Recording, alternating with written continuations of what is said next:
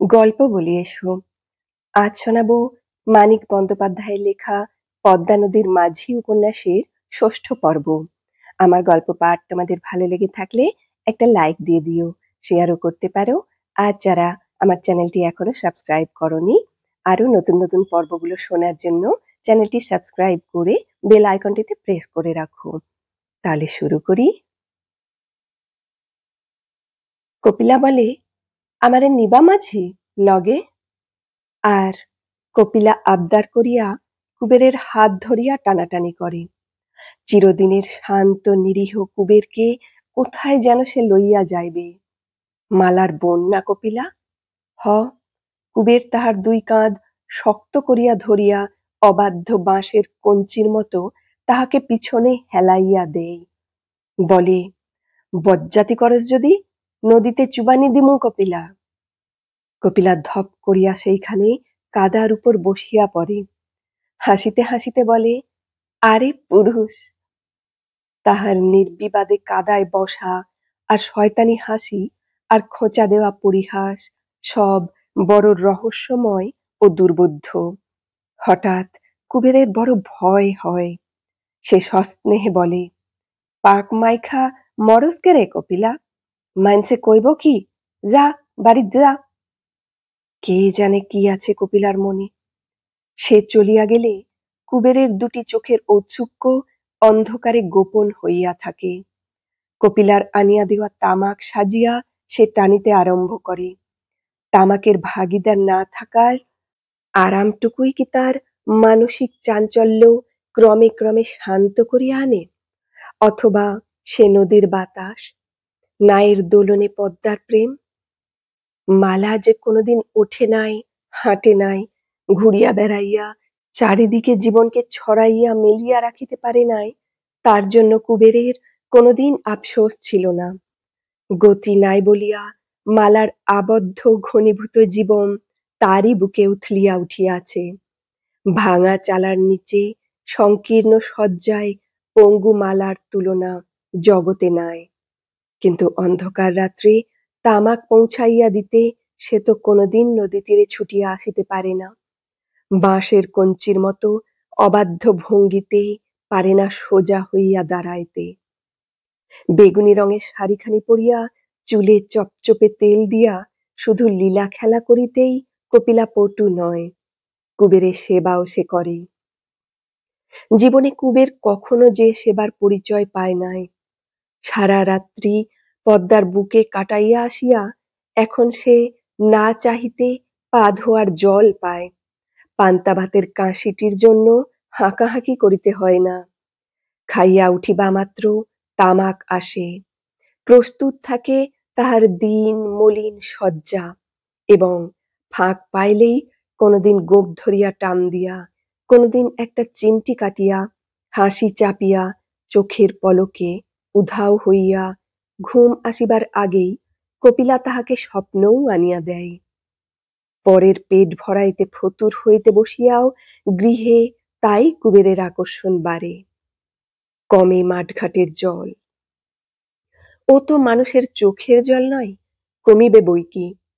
একদিন মালার বড় ভাই অধর খবর লইতে আসে।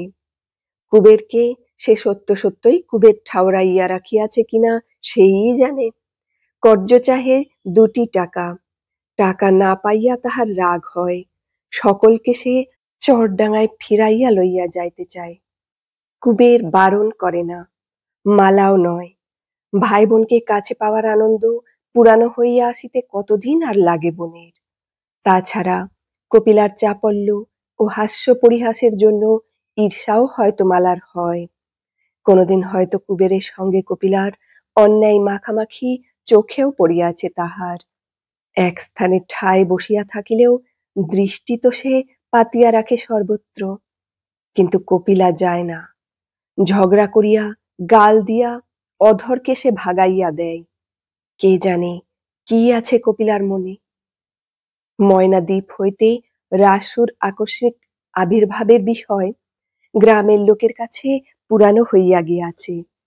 রাসুর অভিজ্ঞতার গল্প শুনিবার কৌতূহলও কাহারও নাই। রাসু বলিতে চায়, সবিস্তারে বারবার আগাগোড়া সমস্ত কাহিনীটা বলিবার জন্য সে ছটপট করে, কিন্তু শ্রোতা পায় না। কত শুনিবে লোকে। শুনিয়া শুনিয়া কান ঝালাপালা হইয়া গিয়াছে সকলের। হোসেন মিয়া কিছু টাকা দিয়াছে রাসুকে। রাসুর ইচ্ছা টাকাটা দিয়া সে একটি বউ খরিদ করে। গোপী হইলেই ভালো হয়, কিন্তু কুবের এ প্রস্তাব কানেও তোলে না। কত টাকা দিয়াছে হোসেন মিয়া তাহাকে? 1000 না লাখ? আর কি আছে রাসুর? ঘর দুয়ার, জীবিকার উপায়? তাছাড়া গোপীর পাত্র একরকম ঠিক হইয়াই আছে। গণেশের শালা যুগল। যুগলের মতো পাত্র থাকিতে যার তার হাতে কুবের মেয়ে দিবে কেন? গোপীকে কিন্তু বড়ই পছন্দ হইয়াছে রাসুর। ময়নাদ্বীপের গল্প করিবার ছলে সে কুবেরের বাড়ি আসে। আর চোখে সারাক্ষণ সে গোপীর দিকে তাকায়। পরীর মতো সুন্দরী মনে হয় গোপীকে তাহার। ভাইকে কোলে করিয়া বাঁকা হইয়া কি তাহার দাঁড়ানোর ভঙ্গিমা! হ, রুখো সুখো লালচে বটে চুলগুলি গোপীর। কপালটা একটু উঁচুই, থ্যাবড়ানো নাকের নিচে উত্তোলিত ওষ্ঠে ঠেকিয়া নোলকটা তাহার দুলিতে পায় না। আর বড় নোংরা গোপী। তবু তো রাসু চোখ ফিরাইতে পারে না। তবু তো তার মনে পড়ে না এমন অতুলনীয় রূপ সে কোথাও দেখিয়াছে। কি রং গোপীর, কি মনোহর তাহার চলাফেরা, কি চাউনি! বয়স রাসুর বেশি হয় নাই, যুগলের চেয়েও তার বয়স কম। নূতন করিয়া সংসার পাতিয়া জীবনটা আবার গুছাইয়া লইবার সময় তাহার পার হইয়া যায় নাই। গোপীকে পাইলে আবার সে আরম্ভ করিতে পারে। বয়স্থা বারন্ত মেয়ে গোপী। বিবাহের 1 বছরের মধ্যে ও স্বামীর ঘর করিতে আসিবে। 5 বছরের একটা মেয়েকে বিবাহ করিয়া তার বড় হইবার আশায় হাঁ করিয়া বসিয়া থাকিবার ধৈর্য রাসুর আর নাই। যাদের সে বিসর্জন দিয়া আসিয়াছে ময়নাদ্বীপে, তাড়াতাড়ি আবার তাদের ফিরিয়া পাওয়া চায়। একা একা বড় কষ্ট হইতেছে রাসুর। প্রীতম মাঝির সঙ্গে রাসুর কলহ হইয়া গিয়াছে। হোসেন মিয়ার দেওয়া টাকাটা বাগাইয়া লওয়ার জন্য প্রীতম মাঝি বড়ই ব্যস্ত হইয়া উঠিয়াছিল। রাসু তাই পৃথক হইয়া গিয়াছে। কে জানত গ্রামের মধ্যে প্রীতমের মেয়ে যুগী সর্বশান্ত পিস্তুত ভাইটিকে এতখানি খাতির করিবে। শীতলকে দিয়া বাবুদের বলিয়া নিজের ঘরের কাছে খানিকটা জমি যুগী রাসুকে জোগাড় করিয়া দিয়াছে। রাসু একখানা ঘর তুলিয়াছে সেখানে। সেই ঘরে রাসু বাস করে একা, হয়তো ধ্যান করে গোপীর। বিকালে কেতুপুর গ্রামের মধ্যে সওদা আনিতে যাওয়ার সময় পথের নির্জনতম অংশে কোনোদিন গোপী রাসুকে দাঁড়াইয়া থাকিতে দেখিতে পায়। রাসু বলে, কই যাও গোপী? সে একটু স্নেহব্যঞ্জক হাসি হাসে। গাঁঠ হইতে বাহির করে একটি কাঁচ বসানো পিতলের আংটি আর পুঁতির মালা। বলে, নিবা? গোপী খুশি হইয়া উপহার গ্রহণ করে। রাসুকে ভালোই লাগে তাহার। রাসুর জন্য সে একটু দুঃখ বোধ করে। কোথায় সেই ময়নাদ্বীপ কে জানে? সকলকে রাসু সেখানে হারাইয়া আসিয়াছে। বড় কষ্ট পাইয়াছে সে জীবনে। তাছাড়া রাসুর কথাগুলি ভারী মিষ্টি, শুনিতে বড় ভালো লাগে গোপীর। আর কি খাতিরটা রাসু তাহাকে করে! কত যেন সে বড় হইয়াছে। 11 বছরের মেয়ে সে নয়। যুগীর সঙ্গে মাঝে মাঝে রাসু পরামর্শ করে। একটা কি উপায় ঠাউরানো যায় না, কুবেরকে যাহাতে রাজি করানো যায়? পরামর্শ অনেক হয়, উপায় হয় না। শীতলের অনুপস্থিতিতে তাহার পরিষ্কার শয্যায় আরাম করিয়া বসিয়া তাহার হুঁকায় তামাক টানিতে টানিতে পরামর্শ করিতে পারাটুকুই লাভ হয় রাসুর। আর যুগীর সমবেদনা। রাসুকে যুগী খুব খাতির যত্ন করে। রাসুর মুখে ময়নাদ্বীপের কাহিনী বারবার শুনিয়াও সে শ্রান্ত হয় না। কত বাসিন্দা ময়নাদ্বীপে? কি কি ফসল হয়? দ্বীপের চারিদিকে বুঝি সমুদ্র? আচ্ছা, সমুদ্র কত বড়? পদ্মার চেয়েও বড় বুঝি? আজও যুগী রাসুকে এইসব প্রশ্ন করিতে ভালোবাসে। যোগীর বয়স বেশি নয়, বয়স 22। বড় শান্ত তাহার স্বভাব, বড় সরল তাহার মন। শীতল তাহাকে সুখে রাখিয়াছে, আড়াল করিয়া রাখিয়াছে জেলেপাড়ার দারিদ্র ও হীনতা হইতে। যোগীর মনে অপরিসীম সন্তোষ, এত দয়া মায়া, এমন কোমলতা জেলেপাড়ার আর কোনো মেয়ের নাই। জেলেপাড়ার কারো ঘরে যদি কোনোদিন অন্ন না থাকে, চুপি চুপি একবার যোগীর কাছে আসিতে পারিলে আর তাহার উপবাসের ভয় থাকে না। দুঃখের কাহিনী যে যত জমজমাট করিয়া বলিতে পারে, ছলে ছলে চোখে যোগী তাহাকে চাল দেয় তত বেশি। খরচের পয়সা দান করিয়া শীতলের বকুনি শোনে। শীতল লোকটা বড় কৃপণ, যোগীর দান করা স্বভাবটা সে পছন্দ করে না। কিন্তু এমন আশ্চর্য মন মানুষের, যোগীর এই মন্দ স্বভাবের জন্যই তাহাকে শীতল ভালোবাসে বেশি।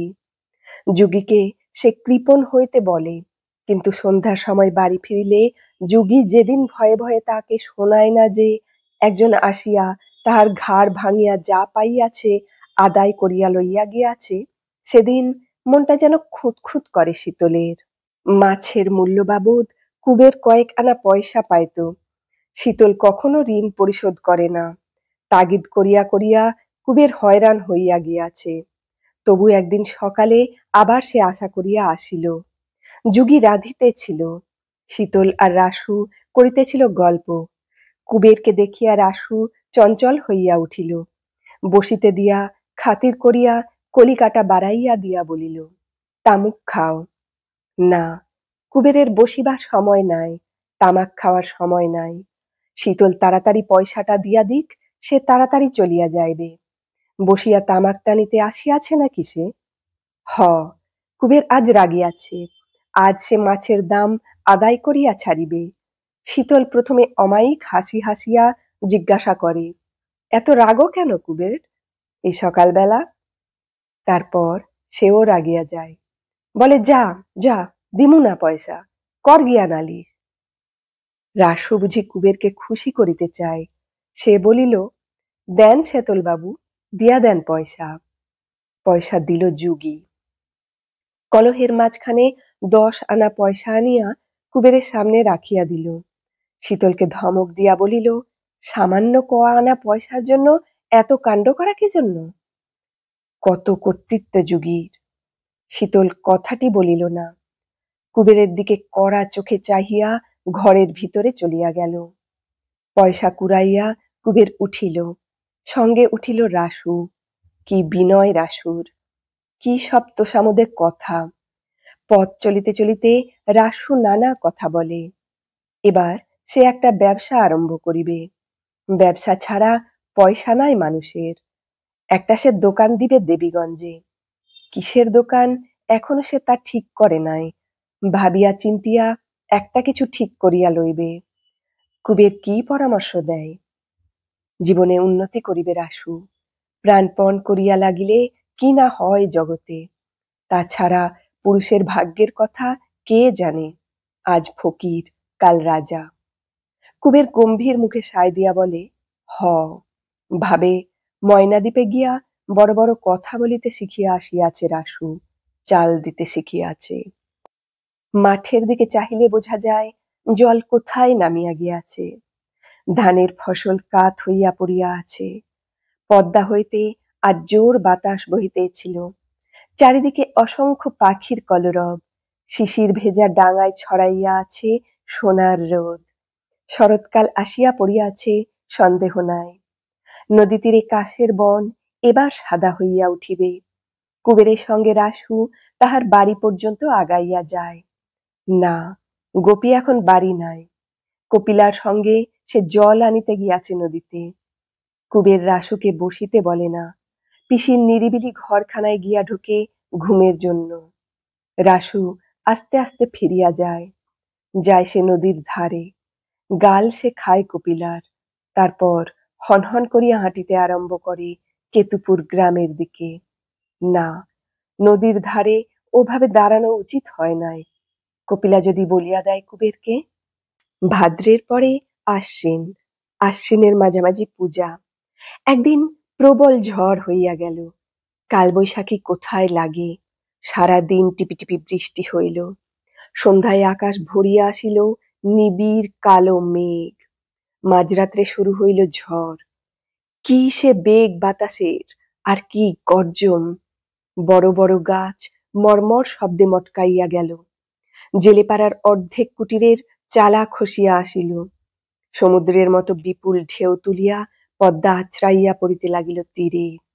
জেলেপাড়ার বৃদ্ধ ও রমণীরা হাহাকার করিয়া রাত কাটাইল। ছেলেমেয়েরা কেহ ভয়ে নিস্পন্দ হইয়া রহিল, কেহ গুমরাইয়া গুমরাইয়া কাঁদিতে লাগিল। ইলিশের মরশুম শেষ হইলে মোটা উপার্জনের সুযোগ দুদিন পরে ফুরাইয়া যাইবে। জেলেপাড়ার কোনো ঘরে আজ বুঝি সমর্থ দেহ পুরুষ নাই। পদ্মার বুকে নৌকা ভাসাইয়া ছড়াইয়া গিয়াছে দূর দূরান্তরে। কে ফিরিবে প্রভাতে, কে ফিরিবে না? ঝড় শুরু হইলে ঘরে ঘরে মেয়েরা উঠানে পিঁড়ি পাতিয়া দিয়াছে। ঝড়ের দেবতা বসিবেন, শান্ত হইবেন। ঘরে ঘরে মেয়েরা কপাল কুটিয়া মধুসূদনকে ডাকিয়াছে। এই কি রোষ দেবতার, কেন এ প্রলয়? সকালে ঝড় কমিল, কিন্তু একেবারে থামিল না। শাঁ শাঁ শব্দে বাতাস বহিতে লাগিল, বৃষ্টি পড়িতে লাগিল গুঁড়ি গুঁড়ি। জেলেপাড়ার দিকে তাকানো যায় না। ঘন সন্নিবিষ্ট কুটিরগুলিকে কে যেন আবর্জনার মতো নাড়িয়া চাড়িয়া চারিদিকে ছড়াইয়া দিয়াছে। কোনো ঘর কাত হইয়া পড়িয়াছে, কোনো ঘরের চালা নাই, কোনো চালার অর্ধেক খড় উড়িয়া গিয়া বাঁশ বাহির হইয়া পড়িয়াছে। উঠান ভরিয়া পথ জুড়িয়া জমিয়াছে গাছের ডালপালা। কুবেরের শোবার ঘরখানা পড়িয়া গিয়াছে। গোপী খুব আঘাত পাইয়াছে। কে জানে ডান পাটি তাহার ভাঙিয়া গিয়াছে কিনা। চালা উড়িয়া দূরে গিয়া পড়িয়াছে পিতমের গোয়াল ঘরের। হিরু আর সিধুর একখানা ঘরও দাঁড়াইয়া নাই। অনুকূলের তিনখানা ঘরের একটার চালা নাই, বাকি দুখানার চালাই নাই খড়। রাসুর ঘরখানা ছিল একেবারে ফাঁকায়। ভিটা আর দুটি খুঁটি ছাড়া ঘরের চিহ্নটুকুও দেখিতে পাওয়া যায় না। শীতলের বাড়ির চারিদিকে বড় বড় গাছ, তার একটা গাছ পড়িলে বাড়ি তাহার পিষিয়া যাইত, কিন্তু গাছের আশ্রয়ে ঘরগুলি তাহার বাঁচিয়া গিয়াছে। জেলেপাড়ার আরো অনেকেরই ক্ষতি হইয়াছে অল্প বিস্তর। মুসলমান মাঝিদের মধ্যে ক্ষতি হইয়াছে আমিনুদ্দির বেশি। প্রকাণ্ড একটা সিঁদুরে আমের গাছ গোড়া শুদ্ধ উপড়াইয়া যে ঘরে আমিনুদ্দির বউ আর ছেলে মেয়ে তিনটি ছিল, সেই ঘরখানাকে মাটির সঙ্গে মিশাইয়া দিয়াছে। আমিনুদ্দির বউ থেতলাইয়া মরিয়াছিল সঙ্গে সঙ্গে। সকালে টানিয়া বাহির করার সময় ছেলেটার প্রাণ ছিল, ঘণ্টাখানেক পরে সেও শেষ হইয়া গিয়াছে। শুধু মেয়েটার কিছু হয় নাই। আমিনুদ্দি কোথায় আছে কে জানে, হয়তো ডাঙায় নয়, নয়তো পদ্মার উত্তাল জলতলে। অত বড় মেয়েটা তাহার কাহারও সান্ত্বনা মানিতেছে না। হাও হাও করিয়া লুটাইয়া লুটাইয়া কাঁদিতেছে।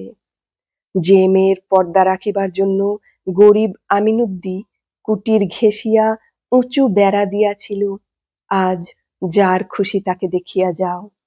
কালো চোখে কাল সে যে কাজল দিয়াছিল, এখনো তা ধুইয়া যাইয়া নাই।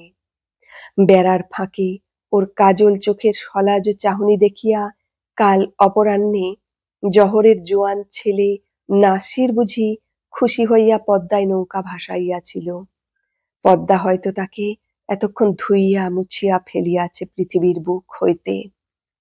ভীত বিবর্ণ মুখে কাঁপিতে কাঁপিতে জেলেপাড়ার নরনারী পদ্মা তীরে গিয়া দাঁড়ায়, আরক্ত চোখে চাহিয়া থাকে উন্মত্ত জলরাশির দিকে। ঘাটে তিনটি নৌকা বাঁধা ছিল, একটি অদৃশ্য হইয়াছে, দুটি উঠিয়া আসিয়াছে ডাঙায়। খানিক দূরে গাছপালা সমেত খানিকটা ডাঙা ধসিয়া গিয়াছে, আরো খানিকটা অংশ ফাটল ধরিয়া আছে, শীঘ্রই ধসিবে। পদ্মা তীরে দাঁড়াইয়া থাকিয়া কোনো লাভ নাই। চাহিয়া চাহিয়া চোখ ফাটিয়া গেলেও কাল যারা নদীতে পাড়ি দিয়াছিল তাদের দেখিতে পাওয়া যাইবে না। যে নদীতে ডুবিয়াছে সে তো গিয়াছেই, যাহারা ডাঙায় আশ্রয় পাইয়াছে পদ্মা শান্ত না হইলে তাদেরও ফিরিয়া আসা সম্ভব নয়। ডাঙা পথে আসিতে পারে, কিন্তু এখনো মাঠে ঘাটে জল একেবারে সরিয়া যায় নাই। কে কোথায় ডাঙা পাইয়াছে কে জানে, হয়তো সেখান হইতে ডাঙায় পায়ে হাঁটিয়া আসিবার সুবিধা নাই। গৃহস্থের জন্য মন হয়তো তাহাদের উতলা হইয়া আছে। ভোরের আলো ফুটিলে এই উন্মাদিনী নদীর তীর ঘেঁষিয়া নৌকা বাহিয়া হয়তো তাহারা গ্রামে ফিরিবার চেষ্টা করিবে। বেলা বাড়িয়া উঠিলে ধীরে ধীরে বাতাস পড়িয়া গেল, পদ্মা শান্ত হইয়া আসিল। অপরাহ্নে একটি দুটি করিয়া জেলেপাড়ার নৌকাগুলি ফিরিয়া আসিতে লাগিল। প্রথমে যাহারা আসিয়া পড়িল সকলে তাদের ঘিরিয়া জুড়িয়া দিল কলরব। বাকি সব অন্য সকলের খবর কি? সকলের খবর তাহারা দিতে পারিল না। কে কোথায় তীরে ভিড়িয়াছে কে জানে, দু চারজনের খবর মাত্র তাহারা বলিতে পারিল। যাদের সংবাদ জানা গেল তাদের উদ্বিগ্ন আত্মীয় স্বজনের মুখ হইতে একটা কালো পর্দা যেন সরিয়া গেল। খবর যাদের মিলিল না তাদের আপনজনেরা আবার নীরবে পদ্মার সীমাহীন বুকে দৃষ্টিপাত করিয়া রাখিল। তবে প্রত্যেকটি নৌকায় এই একটি আশার বার্তা বহিয়া আনিতে লাগিল যে কাহারও প্রাণহানি হইয়াছে এ সংবাদ তাহারা শুনিয়া আসে নাই। বুক বাঁধিয়া সকলেই প্রতীক্ষা করিতে পারে, হয়তো ব্যর্থ হইবে না। আমিনুদ্দি ও নাসির একসঙ্গেই ফিরিয়া আসিল। আমিনুদ্দির জন্য কেহ ঘাটে আসে নাই, জহর আসিয়াছিল। নাসিরকে দেখিয়া সে শুধু বলিল, বাপজান ফিরা আলি রে, বলিয়া আমিনুদ্দির দিকে চাহিয়া একেবারে চুপ করিয়া গেল। কারও মুখে কথা নাই। আমিনুদ্দিকে দেখিয়া সকলে স্তব্ধ হইয়া গিয়াছে। আমিনুদ্দি এদিক ওদিক চাহিল, তারপর ভীত উৎসুক কণ্ঠে জহরকে জিজ্ঞাসা করিল, খপর কও মিয়াবাই, ভালা নিয়ে আসে বেবাকে, চুপ মায়রা রইলা কে রে আয়? কারো কিছু বলিবার ছিল না। হাত ধরিয়া জহর তাহাকে ধীরে ধীরে গ্রামের দিকে টানিয়া লইয়া গেল। তারপর আসিল কুবের ও গণেশ, আসিল তাহারা অনুকূলের নৌকায়। ধনঞ্জয়ের নৌকাটি ডুবিয়া গিয়াছে। বোকা গণেশের একটা পা মচকাইয়া গিয়াছিল, ঝড়ে নয়, পা পিছলাইয়া একটা সে আছাড় খাইয়াছিল ডাঙায়। কুলুপি আজ সারাদিন একরকম পদ্মা তীরেই কাটাইয়াছে। গণেশকে ধরিয়া লইয়া সেই বাড়ি লইয়া গেল। কুবেরের জন্য কেহ আসে নাই। পরের মুখে সে তাহার গৃহের বৃত্তান্ত শুনিল। বড় ঘরটা পড়িয়া গিয়াছে, যে ঘর ছাইবার জন্য হোসেন মিয়া শন দিয়াছিল। গোপীর পায়ে চোট লাগিয়াছে। বিবর্ণ মুখে কুবের বাড়ির দিকে পা বাড়াইল। ঘর দুয়ার অনেকেরই পড়িয়াছে, সর্বনাশ হইয়া গিয়াছে আমিনুদ্দির। কিন্তু তাহার নিজের ঘরখানা পড়িয়া যাওয়ার চেয়ে বড় দুঃসংবাদ কুবেরের কাছে আর কিছুই নয়। কবে আবার সে ঘর তুলিতে পারিবে কে জানে, মাথা গুজিবে কোথায়?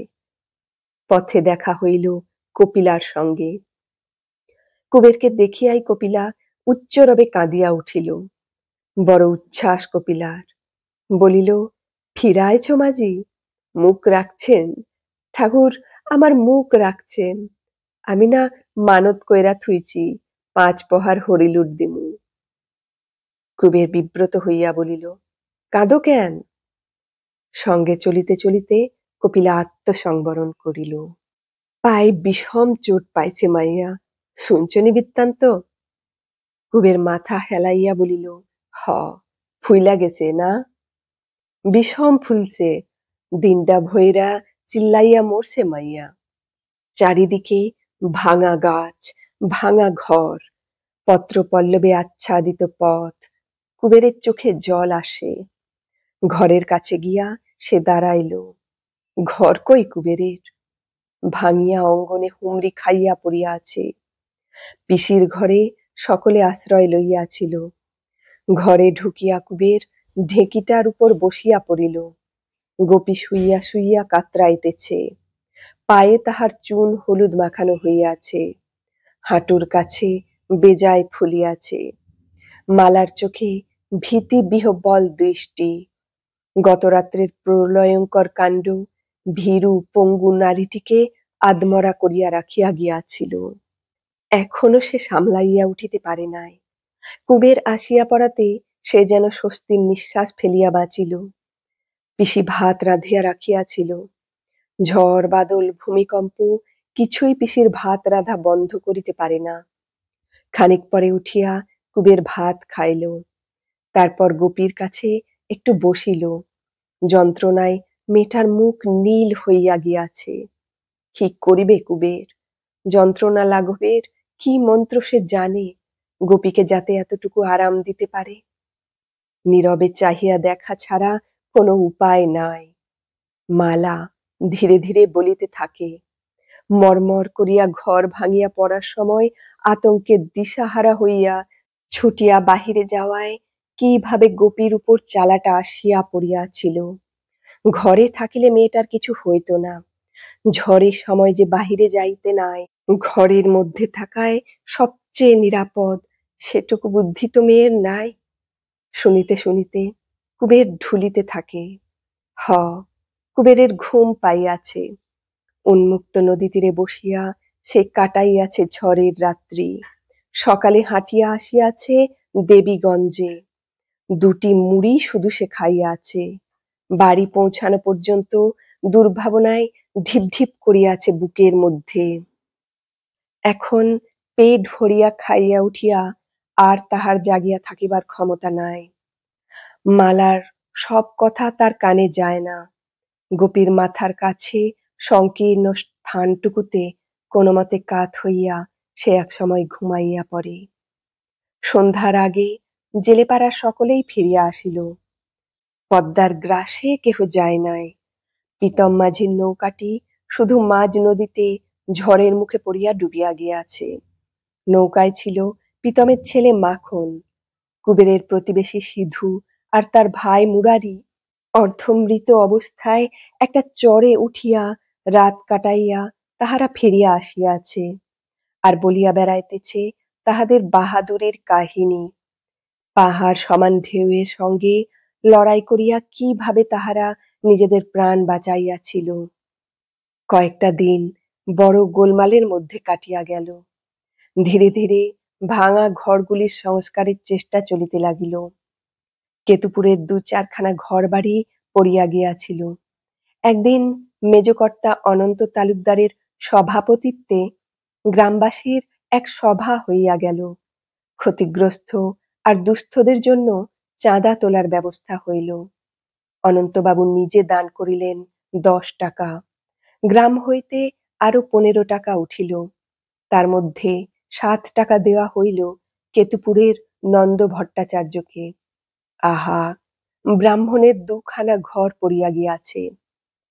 জেলে পাড়ার জন্য দেওয়া হইল ১০ টাকা, ২ টাকা করিয়া ৫ জনকে। বাকি টাকাটা বোধহয় ফান্ডে জমা রহিল। সুখের বিষয়, দীর্ঘ অনুপস্থিতির পর এই সময় হোসেন মিয়া গ্রামে ফিরিয়া আসিল। ঘুরিয়া ঘুরিয়া সে চারিদিকের অবস্থা দেখিয়া বেড়াইল। তারপর দাড়ি নাড়িয়া বলিল, না, টাকা কর্জ দিমু না, ছন দিমু, বাঁশ দিমু, নিজে খাড়াইয়া তোমাগো ঘর তুইলা দিমু। শেষে নিকাশ নিয়া খত লিখুম, একটা কইরা টিপ দিবা। তাই সই। পুরাতন জীর্ণ ঘরের বদলে যদি নূতন ঘর ওঠে, খত লিখিয়া দিতে আর আপত্তি কি? ঘর যাহাদের পড়িয়া গিয়াছিল সকলে তাহারা খুশি হইয়া উঠিল। যাহাদের ঘর পড়ে নাই তাহারা দুঃখিত হইয়া ভাবিল, ঘর দুয়ার তাহাদেরও পড়িয়া গেলে মন্দ হইত না। সকলেই সাগ্রহে হোসেন মিয়ার সাহায্য গ্রহণ করিল। করিল না শুধু আমিন উদ্দিন। সে মাথা নাড়িয়া বলিল, না মিয়া, ঘর দিয়া আমার কাম নাই। আম গাছের তলে তাহার ঘরখানা যেমন নিষ্পেষিত হইয়া পড়িয়াছিল তেমনি ভাবে পড়িয়া রহিল। সত্যিই তো, ঘর দিয়া আমিন উদ্দিন কি করিবে? কে আছে আমিন উদ্দির? কার জন্য আবার সে দুঃখের দারিদ্র্যের নীড় বাঁধিবে? জেলেপাড়া সকলেই আবার পদ্মার বুকে নৌকা ভাসাইয়া আছে। আমিনুদ্দি কোথাও যায় না। কার জন্য পদ্মার অতল জলে সে জীবিকার সন্ধান করিবে? শুধু মেয়েটা আছে, মমিন। কেন আছে কে জানে? সারাদিন মমিন মৃদুর স্বরে কাঁদে। আমিনুদ্দি চাহিয়াও দেখে না, ডাকে না কাছে, না বলে মেয়ের সঙ্গে কথা। ক্রমে ক্রমে সকলের নূতন খুঁটি, নূতন বেড়া ও নূতন চালার ঘরগুলি সমাপ্ত হইল। হোসেন মিয়া মজুরদের কি ইঙ্গিত দিয়াছিল সেই জানে। কুবেরের ঘরটা উঠিল সকলের আগে। ঘর দেখিতে আসিয়া হোসেন মিয়া গোপীর জন্য বড় দরদ দেখাইল। বলিল, হাসপাতালে নিয়া যাও কুবের বাই, জবর চোট পাইছে মালুম হয়। তারপর একখানা খত বাহির করিয়া বলিল, টিপসই দেও কুবের, 21 টাকা 10 আনার খত লিখিছি, বাদ দিছি 2 টাকা। টিপসই দিয়া রাখো, যখন পারবা দিবা, না দিলি মামলা করুন না বাই। হোসেন মিয়া মৃদু মৃদু হাসিল। জান দিয়া তোমাগো দরদ করি, খত কিসের? লিখা থইলাম, হিসাব থাকবো, না তো কিসির কাম খত দিয়া। কুবের বলিল, পুরানো বাঁশ, পুরানো বেড়া দিলি খরচা কম হইতো মিয়াবাই। কেন? পুরানো বাঁশ দিয়া কেন? খরচার লাইগা ভাইব না, খরচা তো দিচ্ছি আমি, না দি নাই? হ মিয়াবাই, দিছেন, আপনিই দিছেন। টিপসই দিয়া কুবের হোসেনের মুখের দিকে চাহিল। বড় ভয় করে কুবেরের হোসেন মিয়াকে। বড় টান তাহার হোসেন মিয়ার দিকে। কি জাদুমন্ত্রে তাহাকে বশ করিয়াছে লোকটা। গোপীর পায়ের ব্যথাও কমে না, ফোলাও কমে না। মেয়েটাকে নিয়া মহা মুশকিলে পড়িয়াছে কুবের। মালার মতো গোপীও কি শেষ পর্যন্ত খোঁড়া হইয়া যাইবে? কি ব্যবস্থা করা দরকার কুবের বুঝিয়া উঠিতে পারে না। হোসেন মিয়ার কথা মতো সদরের হাসপাতালে লইয়া যাইবে নাকি? সে তো কম হাঙ্গামার ব্যাপার নয়। অতখানি পথ গোপীকে কেমন করিয়া লইয়া যাইবে? ব্যথায় সে বিছানাতেই পাশ ফিরিতে পারে না। অত নাড়াচাড়া তাহার সহিবে কেন? অথচ পায়ের যা অবস্থা গোপীর, শীঘ্রই কোনো ব্যবস্থা না করিলে নয়। ইতিমধ্যে পূজা আসিয়া পড়িল। চরডাঙ্গা হইতে একদিন আবার আবির্ভাব ঘটিল অধরের। আবার সে রাগারাগি করিয়া সকলকে লইয়া যাইতে চাহিল। ছেলেমেয়েগুলি তার সঙ্গে ফিরিয়া গেল চরডাঙ্গায়। কপিলা গেল না। বলিল, কেন?